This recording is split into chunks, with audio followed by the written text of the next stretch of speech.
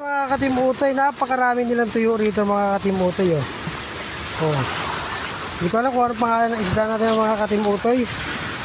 Yan oh. Oh. Ang dami nilang mga isda mga katimutoy. Napakadami yun oh.